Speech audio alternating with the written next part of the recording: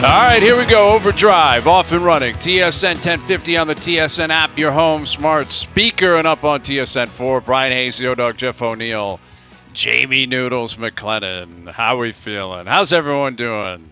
Good. I have a question. Did you get a haircut? Do you want to lay all this out on the line? Because we can go public with this if you want. Oh, Dude, You want to go public? Take it public. I need to hear this. I'm not go afraid public? I'm not afraid of the truth. I just want to know why you went behind my back. All right, and so did that. let me explain. Let me take you through this, Noodles, and everyone can follow along. Yeah, I need to hear So this. I get a call over the weekend, maybe late last week. Good buddy of mine, Jeff O'Neill. Maybe you've heard of him. He gave me a shout. And he prefaces the conversation by saying, buddy, not to be insulting. So I'm like, all right, where are we going here? Exactly. Like, what are we doing? Where is this going to take us? You know, are we talking personal, professional, my golf game? Like, where are we going here? Because generally what sparks in my mind is golf game. He's going to say, I went back and watched tapes. It's awful. It sucks, and you got to change it. And he just said, you got to let me take over your hair. Like, you got to let me take over. I need to be there and bring you to my person. That person will somehow revolutionize your look. Yes. And I told him, I said, it is a complete game changer. And regardless of what comes out of his mouth, him being as good as he is at doing that, it will elevate because people won't look at his salad and say, that's a Ralph Malph hairdo on a not bad-looking guy. Ralph Malph. Yeah. I can't disagree with the analysis, but and it looks kind of good today. It's like all puffy. right. Yeah, it's puffy on the front, and it looks like it. Because other days it's not. It's you got to get it dialed in, and then you're at the top of the mountain. I understand it's hard that because we've all gotten those calls from our friends, and especially our friend Jeff O'Neill would be like, buddy, you can't do that anymore or whatever. And he's a good friend. I will say this. The best part about O-Dog as a friend is you always get the truth. Good, bad, or indifferent. It's like, buddy, you can't wear that suit anymore. It's awful. Not that you've done that to me because I do have bad suits, but it's like there's something I don't know. I can't remember. I don't have an example. But you have given me like between us, I need to have a chat about this. You can't do that anymore. And I'm like, I appreciate it, buddy. And I expect the same thing, that you guys can come with the heat. I don't care. I'm almost 50 years old. If you say, you guys should have told me a long time ago, O-Dog, you're massive right now, and you got to drop some tonnage. I would take that. I don't have that ability. Dude, you got to do it to me, though, because you know what? I took it personally myself. But if you because Hayes, if you ever blow up like you were before, I would. I'd be so mad at you if you didn't stop me. I would tap you. I would tap you a quarter of the way up and say, I'd show you a pic and say, you want to get to that guy again? Let's go downtown to that guy. You know what? I was going down memory lane last night. Someone sent me a picture of my kids, and I was looking through my pictures of, when my oldest was born and then when my youngest was born and then back to the wedding day. And then I kept going. I was like, oh, my God. I got into a dark place about 12, 13 years ago. Is it the Apple iPhone, the memories? Yeah, the memory stuff. It wasn't on this phone. Like I've gotten rid of a lot of that stuff, but like deep in the archives, it's deep in the cave, and you don't want anything to do with it. It's very public knowledge. My hair is what it is. I have a lot of hair. I can't complain about that. I have 45 calyx. That's just like somebody that says, I'm big boned and I can't lose weight. It's a lie. You don't know what the hair can do until you give it a chance. Okay. You haven't given it a chance to be a 10 out of 10. And then your looks, as opposed to a 6, you become an 8. Listen, that may be accurate, but never in a million years am I meeting you somewhere and going into a salon or barber Why not? shop. We're not like best friends, but we're close to it. We're talk to each other. Yeah, incredibly close. We're like brothers. We do that stuff. No, girls take each other to get their hair done. You've been somewhere with your brother Ryan. What would your brother Ryan say if you called him up and say, "Meet me downtown on the Esplanade or whatever. I got a place." He's a police officer. He'd tase you. He'd tase you and throw your No, he wouldn't. He would put the sirens on and say, "We're on the way to the barbers," and I'm gonna go through lights for this. I don't think so. I will say, before we bring up anything, the guy on my right, when I'm looking at my my camera, you're thin. You've lost a lot of weight. I don't know what the number is. I don't know if you stepped on that scale. We might have to have, what is that, the siren go off or whatever? Like, you've lost some pounds. The Macho Man is lurking. I've had a number of people send me notes via Instagram, Twitter, whatever. A lot of people reaching out saying, P.S., right, commenting on something else, P.S., and I think that is 100% accurate. And has to be played the today. Scary thing is, and Hayes, you know this because you were a monster too, you got to lose a bunch to lose a bunch more. That's right. Scary. It's like the it's like the who is it? Bruno Caboclo. You cannot let yourself feel good about yourself and take your foot off. There it is. I'm talking about all the way to the top, yeah. Unjustifiably in a position that I'd rather not be in, but the cream will rise to the top, oh yeah. There it is. Yeah, like right. You cannot take your foot off the gas because you've got to go out from like monster troll under the bridge to just like a normal troll living in life because you got to lose 40 to lose another 40. Well, that's what I'm saying. It was like, remember when the Raptors drafted Bruno and some guy goes on TV said they're 2 years away from being 2 years away. Like that's kind of the equivalent is you've maybe made up a couple of years. You're kind of like the Oilers, right? In October and November, that was you like 3 months ago. Bad place, but now you've won 16 in a row, right? Grinding, and you brought yourself back to maybe an even keel scenario where you just keep growing and growing and growing, and maybe the Oilers win a Stanley Cup in the spring, and maybe you're down to, I don't know, what are we talking? Like what's 2.25, 210? Like what would be? I think like, way beneath that. I got in a perfect world. What would be if you could snap your fingers today? Oh, what's the number on the scale when you step on it? Guys, let's get serious. Let's take a shot of reality here. I haven't been under 200 since 22. So let's not get carried away. And the crazy thing is, since I was 16 years old, 176 or 3 bills, I still was a 38-32 G through all of it. That I can't understand. That I don't understand. Is it? I don't either. 176 or 3 bills, same pair of jeans. 38 waist, 32 length. You know what it is? It's weight placement on your body. That's what it is. Because if the waist is the same and the legs are the same, then it's just shapes outside of the jeans that have moved around. That's it's weight placement on your body. If you're 176 and you're still the same jeans that you were at a larger number, we'll say, then that's just like, you got to just shrink that larger number up top. That's it. There's nothing you can do about it. You just keep grinding, and it's all good. So, all right, anyway. Love it. Haircut's established. We're moving in the right direction. Everyone's feeling great. We got Struddy coming up later in the hour, speaking of haircuts and looking great. Jason Strudwick will join us in about 20 minutes.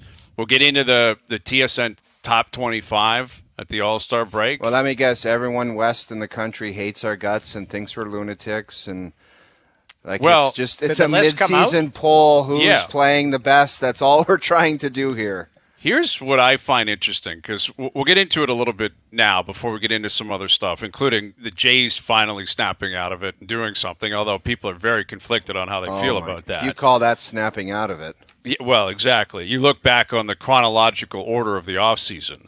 But, at TSN, we unveil the top 50 list before every single season. That is projecting what the top 50 players are going to be at the end of the year. So basically we're saying as of April 15th, we'll look back and say this is how we think it's going to shake out. The nature of this activity is reviewing, the last 45 games. Who has been the best up until the All-Star game? And Nathan MacKinnon is at number 1. Connor McDavid is at number 2. And I personally don't see anything controversial about McKinnon being number 1. In my opinion, he's the clear-cut number 1 player in the league right now based on what he's done so far this year. That doesn't mean best in the world, period. Obviously, McDavid still holds that mantle. If you're starting a team today, I think McDavid will be incredible down the stretch and an absolute freak of nature in the playoffs. And I'm so excited to see what this guy's doing. But I think McKinnon's been the best player through 45 games. I know, 50 games. I mean, I don't see how that's even disputable at this point. It's like the year that, and Noodles, we got into it a little bbit, when Austin Matthews won the Hart Trophy. We were not claiming, or I wasn't claiming, that he was the best player in the world. I was just saying in this particular year that he was probably playing the best of all the good players, and ultimately he might win the Hart Trophy. And he did. We're not saying, nobody is saying in Canada that Nathan McKinnon or Kucherov or Makar are the best players in the world. Edmonton, don't worry. You've got that claim. It's never going away. Not for the next 10 years anyway.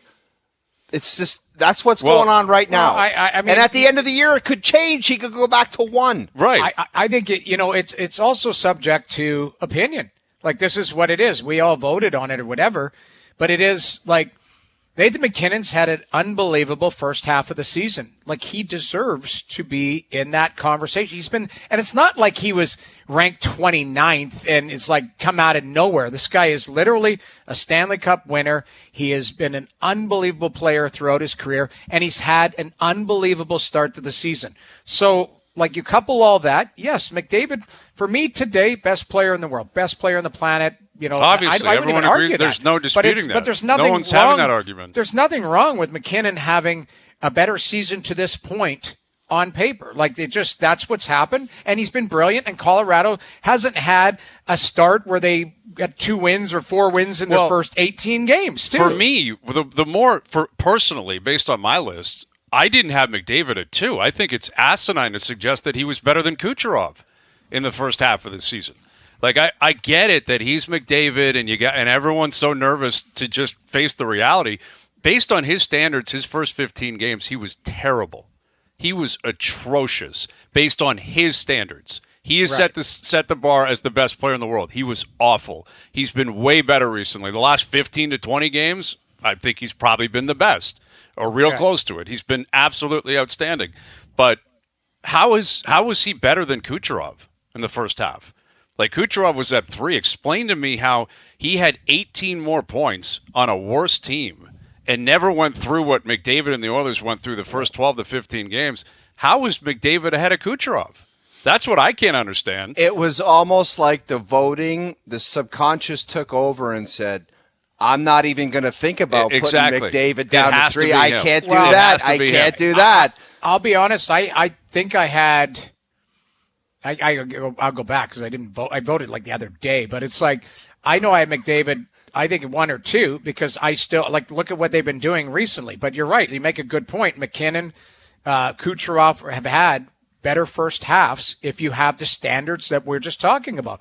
Like, it's not exactly. I think Quinn Hughes is better. Had a better first half. I think you could argue. There's a flip flop there that you could put Hughes ahead of Cale Makar. Here's my argument, though. In recency bias, the last 20 games, I think McDavid's been the best player. So it's it's not like he drops to like 8 or something like that. Like, he's been unbelievable and dragged his team right out of the cellar to a point where I think they're then they should top 10 Stuart team. Skinner be in the top 25? Because I think he's been phenomenal. I mean, the guy in the last 20 games has been the best goalie in the league, I think, by a large margin. Well, I would argue Hellebuck still, but I mean, at the end of the day, Hellebuck should be. I think where did Hellebuck came in 9th? Hellebuck he should was be 9th. higher on that list. I had him higher too, Noodles. I had him like 5th. I think I had him. Yeah, but these are love great, the compelling arguments. Guys. I love it. I love it too. I love it, but I hate it. You know why? Stats, because I go through everything. I love it, but I hate it because it's subject to your own opinion, but you got other people going, you're wrong. And I'm like, no, it's my opinion. I'm not wrong in my opinion. But Noodles, the best part is that list that comes out is a culmination of all of our numbers put together. Mm-hmm. It's not like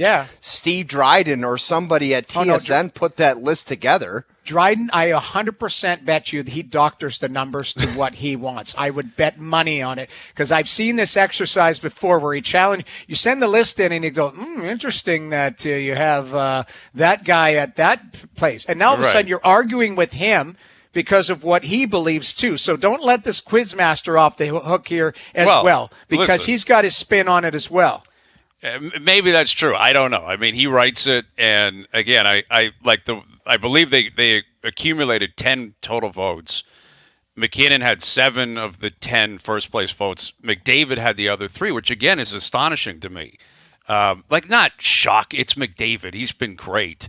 But Kucherov has 85 points and 32 goals. If that was reverse and McDavid had that last year, he'd just be gifted I'm telling one. you, that was the subconscious mind saying we're going to put one guy There's ahead. no way he's been better than Kucherov. No way he has, man. He hasn't. Like, he's been playing better the last 15 games. Okay, but let's not pretend like Kucherov's gone to sleep. Hey, let's be serious. The guys we're talking about, and McDavid at the top of the list, they don't ever play bad.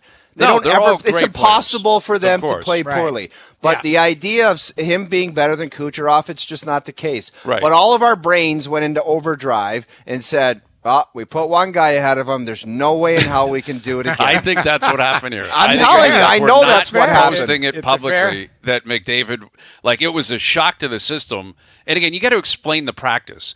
I think it would be unanimous if we voted across the board today. Who do we think will be the best for the final 35 games? It'd be McDavid. Across the board, no question. Like, I fully expect he will be the best player the rest of the way. I think come playoff time, this guy could put on an absolute freakish clinic, and I cannot wait to see it happen. But it's not about projecting. This is about looking back. And I'm sorry, McDavid has not been better than McKinnon and Kucherov, in my opinion, just based on the start. Based on the way he started. I'm not saying McDavid's 23 on the list or anything silly like that. The guy's been phenomenal. But, I think Quinn Hughes has been great. Like, Cale McCarr's it's a great exercise. Been great. It really is, because there's some guys who, like Sam Reinhart made the list because kid's got 38 goals. 38 goals or whatever. It's hard to, discount 38 goals Absolutely. at the All-Star break. So, yes, he does have to take a look at that list, because there are some guys. And, I had personally, I think at the start of the year, I think I had Jack Hughes in my top 5. Right now, an injury hurt him. But, he's only played 32 games. Yeah. Who had Noah Dobson? I had Dobson 24.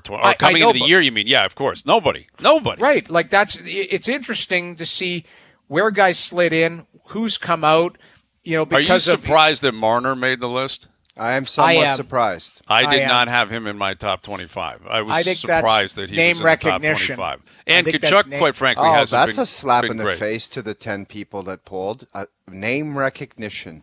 Just talked about it. We just talked about name recognition. I might have had him on my list, but it would have been far down, right, like that. But I expect more from him. I expected Mitch Marner. I think the starting the season, what was he? Was he 16 or something like that? Coming into the year, he was top 20 for sure. Yeah, so this is the thing is sometimes you do give the benefit of the doubt, name recognition, going, okay, what have I seen from him lately? Watched him play last week, all of that.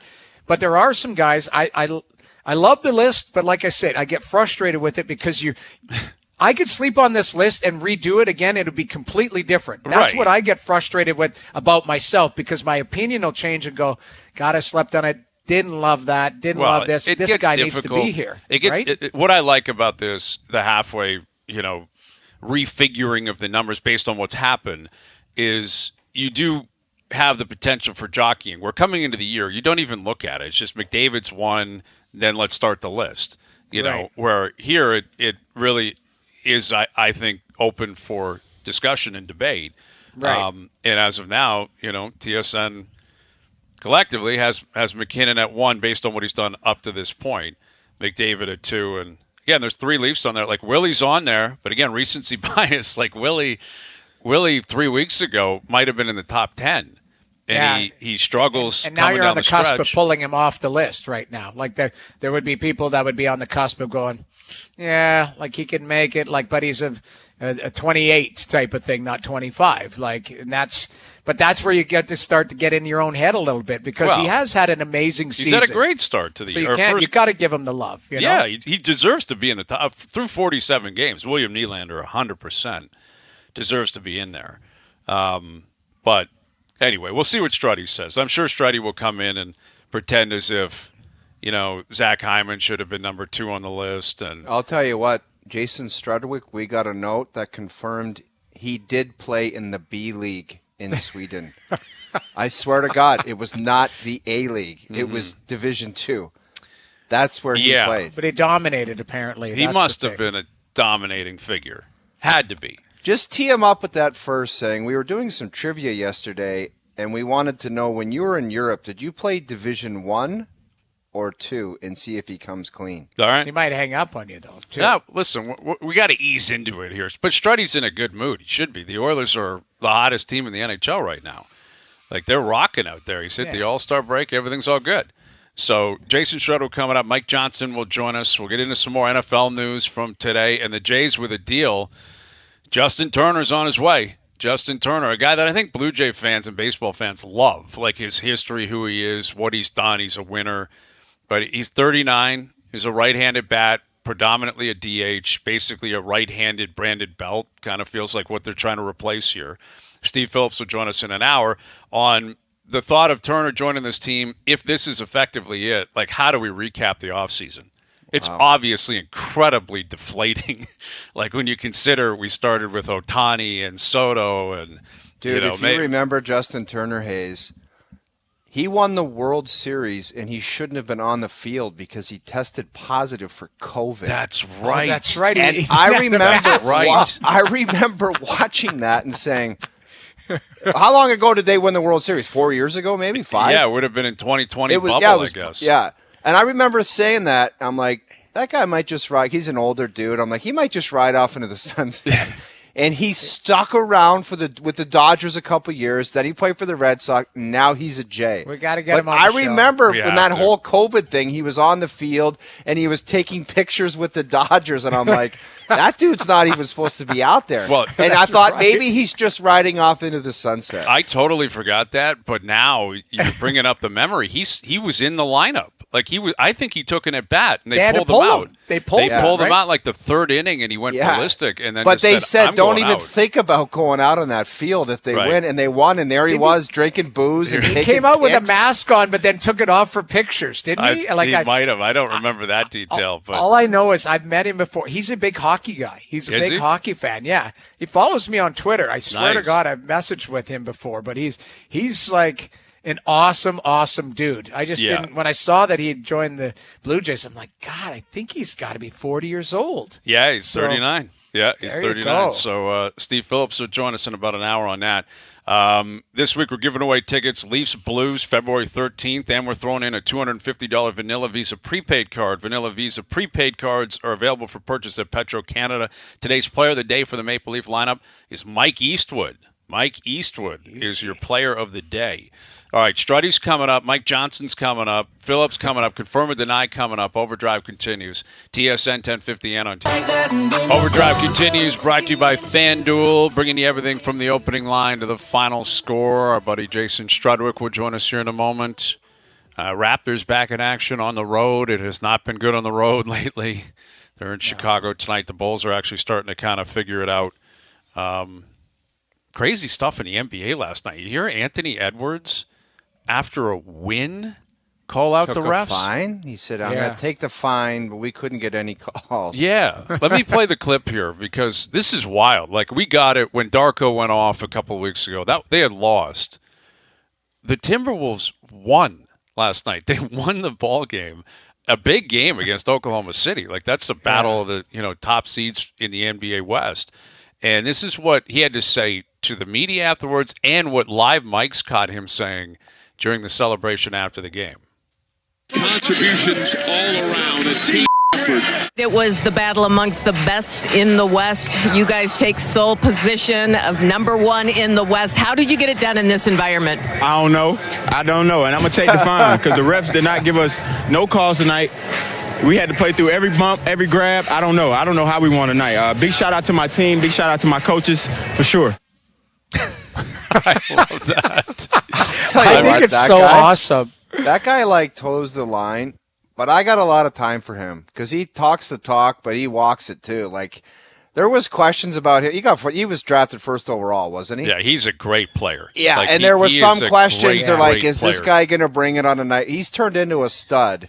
And he's a character. He's got some jam, and he's like one of those characters in the NBA. You're not always going to get Mr. Nice Guy, but he's a character, and he always brings it, and he's turned into a great player. I just got a lot of time for him. I agree with you. He is a superstar, man. He is going to dominate the NBA. He is so much fun to watch. Yeah, and he was in that movie, dude, and he looked like he was an actor. He was so good in that movie, I couldn't believe how good he was. I would have to believe, though, you got to find him extra for calling his shot on the fine, don't you? Like, if you're Adam Silver, you're like, all right, that's $25,000. But the thing is, I don't think he said anything that would get him fined, saying he had to battle through elbows and hooks and this and that.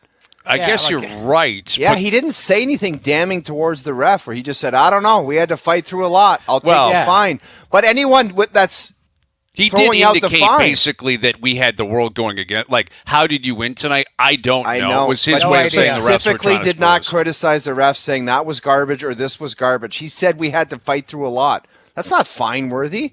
And I'm not going to fine him just because he said I'll take the fine. I'm not doing it. No, I think it's almost you can't call your shot on a fine if you're the NBA front office and this guy's saying, I'm going to do something, and I'm telling people, like, brace for it.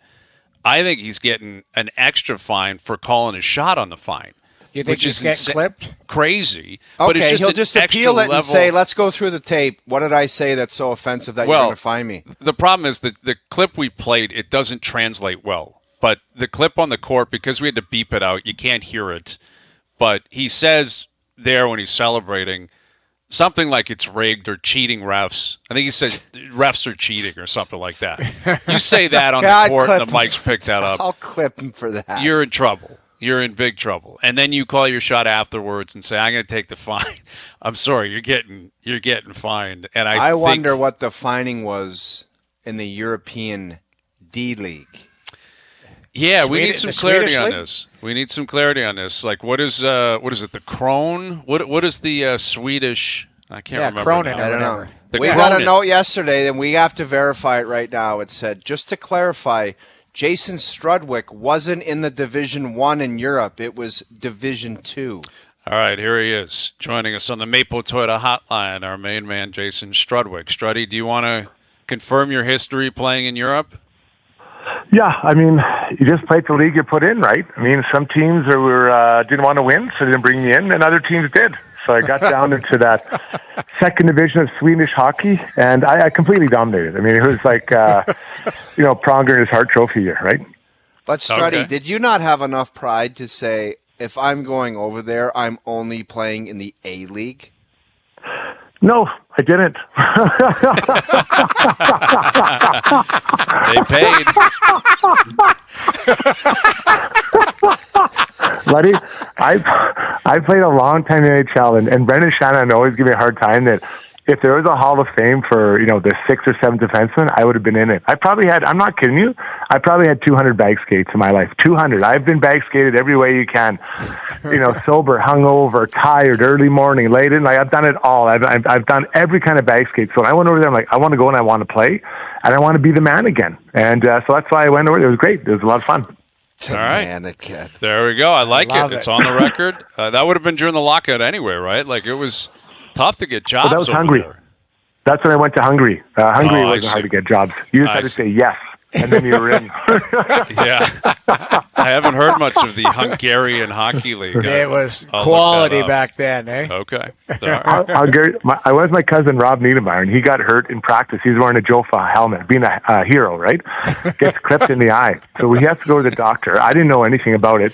This was the hospital. It had church pews as seats outside the room. I'm like, he's losing an eye. Like, I was like, there's no way that this guy is going to be all right. and he was okay in the end, but it doesn't give you a lot of hope. Yeah, and the language barrier, like, who knows what he was saying, man. That's tough. Well, Struddy, we've been in awe. Your Oilers, look at that. Everyone's loving life out there now, right? I mean, everything worked out. What do we make of it?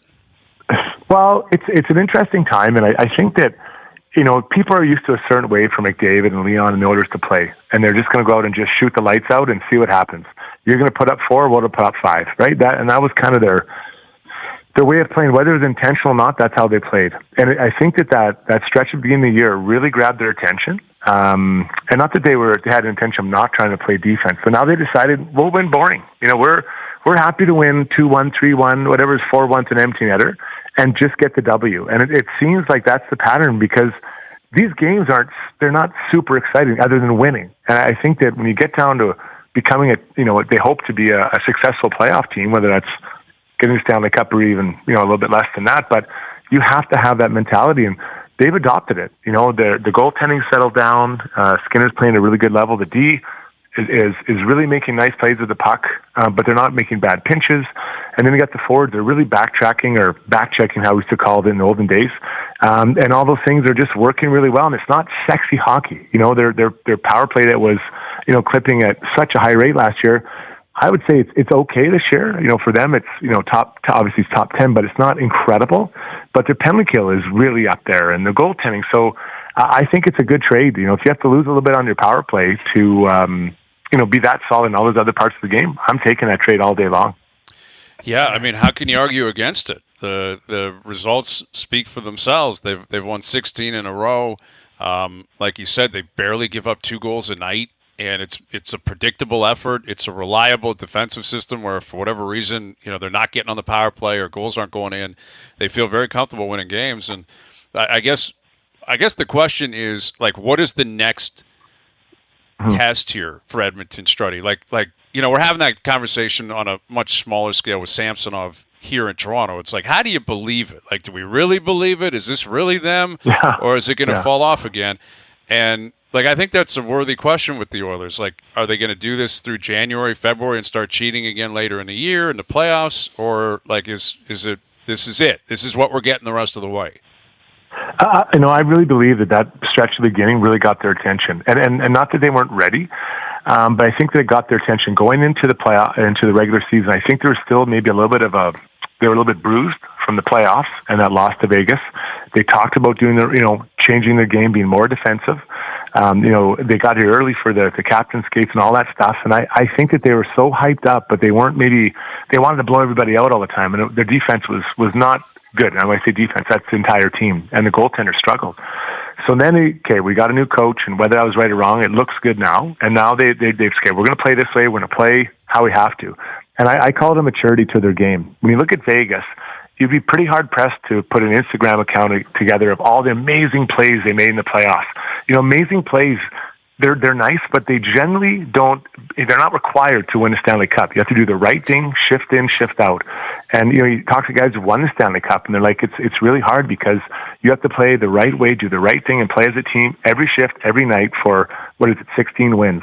And so, you know, for the Oilers have to continue on that pace and that path. You know, a couple additions here, adding Corey Perry obviously helps. He knows what it's like. And then Dylan Holloway has been called up for the minors, and he's looked really good. So they've kind of bulked up their third line. So if you ask me what I think they need to do, I think they have to kind of still figure out where everyone slots in those forward lines. Do they need to add another forward? And if so, what does that look like? To really make sure they have that depth required to withstand, because they're going to get injured. They haven't had any really in the last 2 years. They're going to have some. So what does that look like? Who do they add? And then just keep this same mature style of game that, you know, you could use the word boring, but if you like winning, I don't find it boring at all. Struddy, you're at 16 in a row, and you take the break, and now you're heading into Vegas next week. Like, is there a concern that, you know, when you're on a streak and then you've got a break, the guys take the foot off the gas, and especially you're meeting everybody in Vegas to play there, the game coming out of it? I mean, is it, you know, you talked about a maturity level of a team. Is this something that, you know, you're trying to go for history?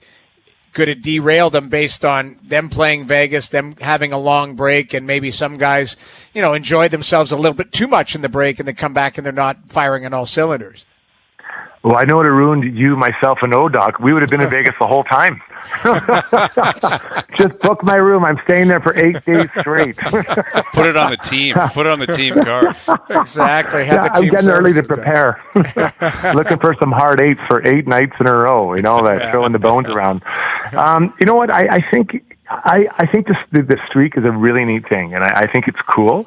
But at the end of the day, it's just a streak, and it's not a championship. It's not, and I don't want to downplay, because I don't want to seem like I'm you know, insincere in what I'm saying here. But the streak is just a streak, and you can get lucky for, you know, 10 or 15 or whatever number of games, but they're playing the right way.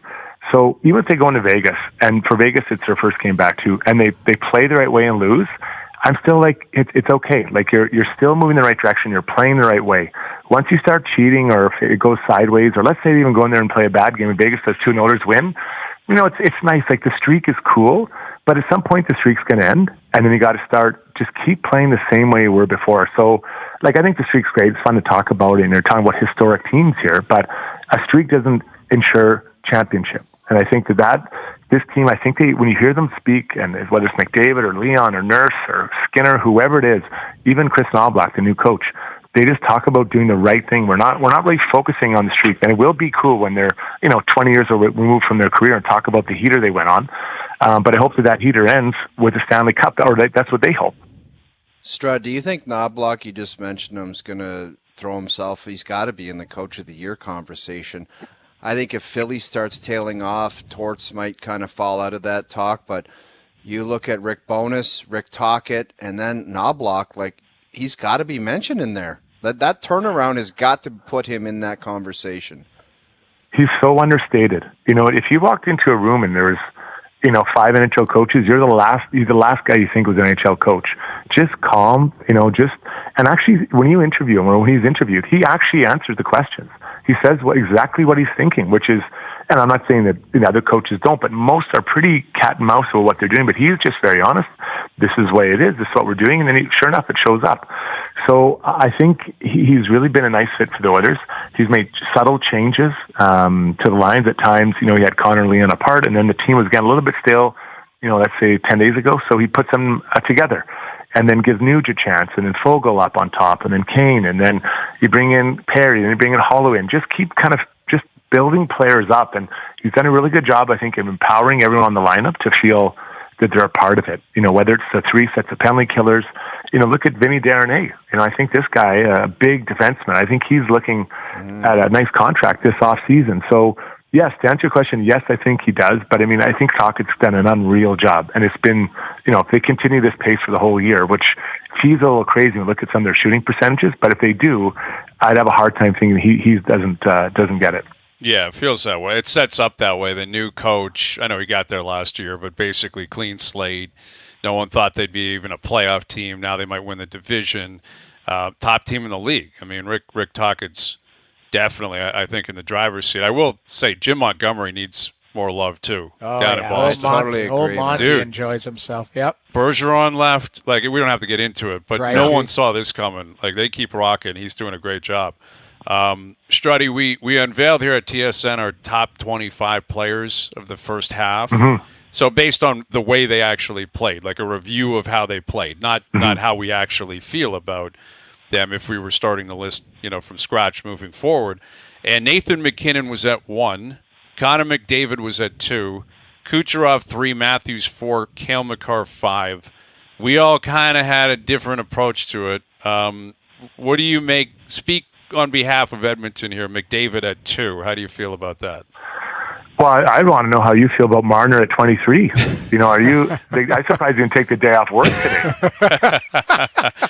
I said on the record earlier in the hour, see, I'm objective, Struddy. I would not have had him in the top 25. And I also said earlier this hour, I don't think McDavid should be 2. I think Kucherov should absolutely be higher up the list than him. I'm curious how you feel about that.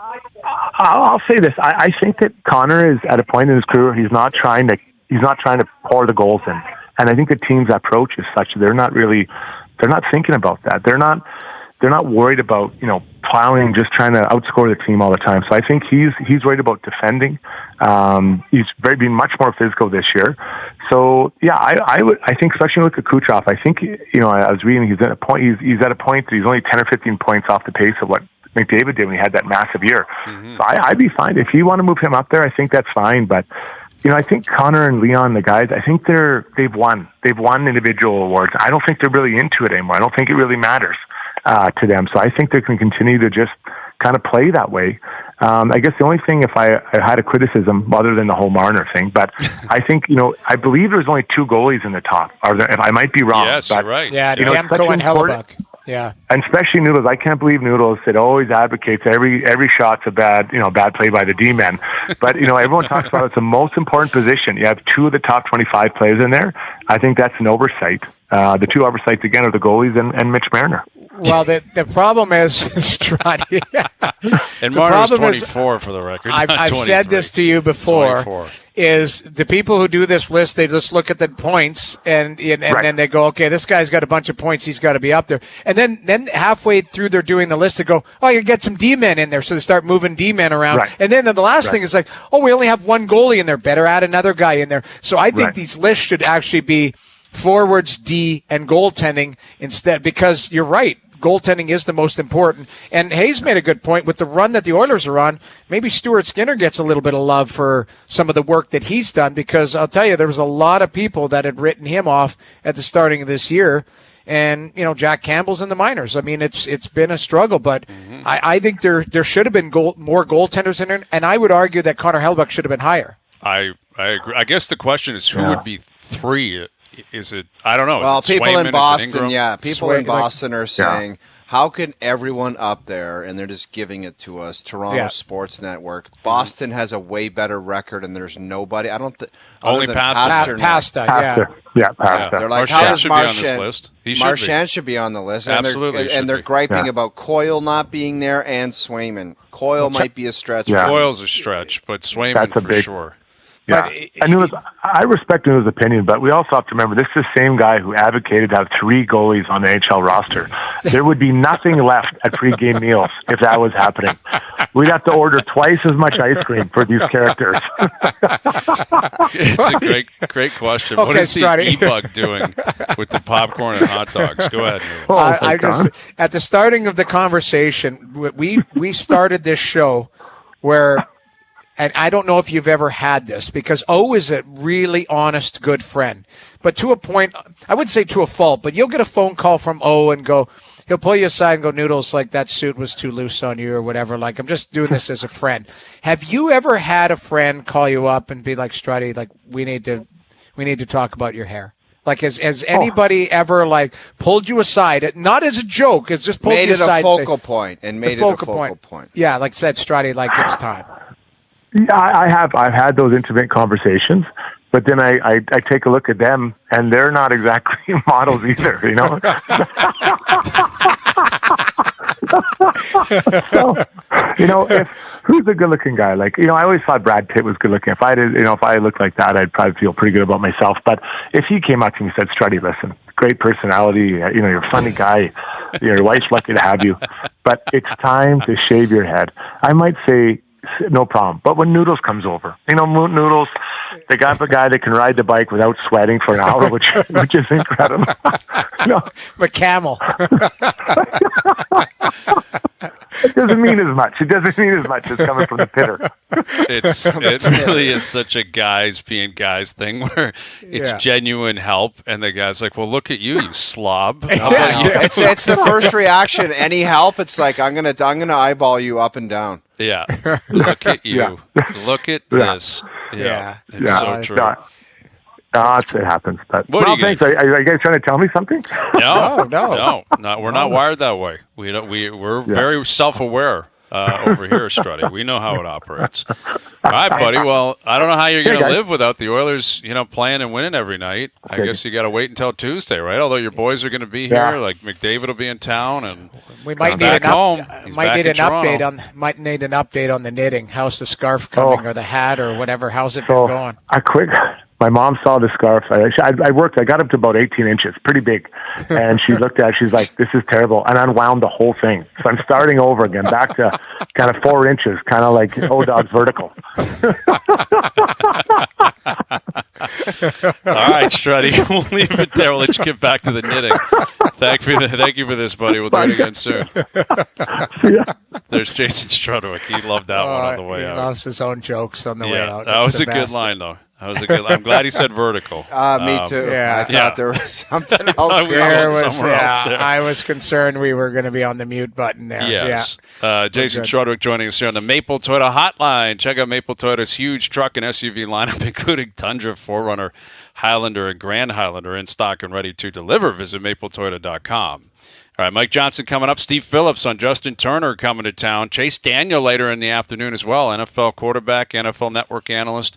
Get his take on the weekend that was. Start looking ahead to the Super Bowl with Chase. Confirm and deny still to come, too. Overdrive continues, TSN 1050 and on TSN 4.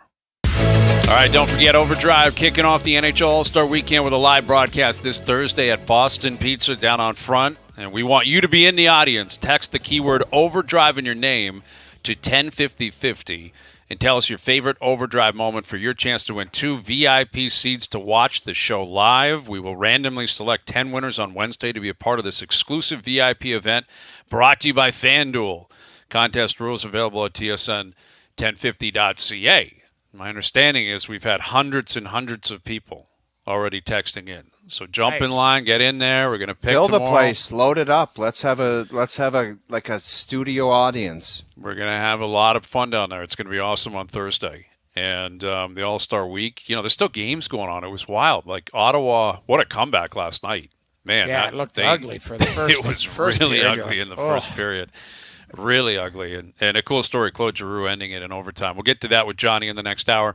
Steve Phillips coming up as well. Justin Turner is coming to Toronto. He's here as a Blue Jay on a one-year deal. We'll get Steve's take on that the rest of the offseason. Is there anything else left to do here? Or what is realistically going to happen the rest of the way? Pitchers and catchers report in like 2 weeks.